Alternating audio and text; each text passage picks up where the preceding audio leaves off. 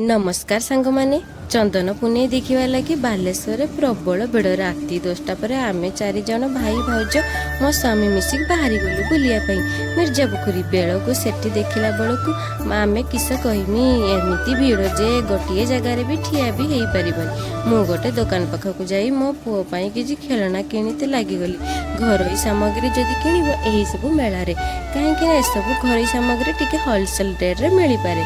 सबू भल भल पड़ी आम छुआ तार गोटे फैन किणवा बाबाल कि जिदी से फैन सेमती किणदेला बाबाल ता मन तो से टाइम रे राधाकृष्ण को पोखरी चारिपटे बुला जाउतले भाग्य थे राधाकृष्ण का दर्शन मिले मुझे राधाकृष्ण को एत पाखर देखी नी से दिन मुझे देखली मेला रे बाबाल सब प्रकार मेला पड़ता से टाइम रे मो स्वामी गोटे चाबी रिंग किणवा पचार बाबाल कि फूललता डिजाइन गुड़ा भी बाकी बहुत बढ़िया बढ़िया होता तो चढ़ई स्नैरीटे किणवा पचारा बेलू 200-300 टकर पकई देते तो छोट छोट पिला मुझे खेलना नहीं कि पड़ी आसिली सेठी आसी पहुँचला बेलू कान इयरिंग गुड़ा केते सुंदर सुंदर देखा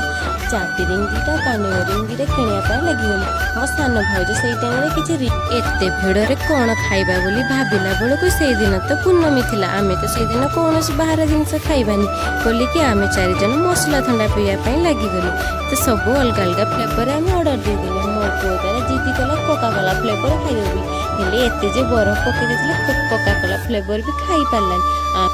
मजा मस्ती करके आमे 4 जन पीते लगिगल अलग अलग फ्लेवर तो बेसी राति हो गलानी बोलिकी आमे 4 जन पी देकी जेते शीघ्र घर पळेबा बोली भाबिली सेठू जाके आ गोटे जगह पहुँची गले सेठी पहुँचला तो बढ़िया भाव डेकोरेशन की बहुत सुंदर सुंदर होता आज ब्लॉगटी आपण मानक जब भल लगे मो चैनल को फॉलो सब्सक्राइब करने जमा भी भूल।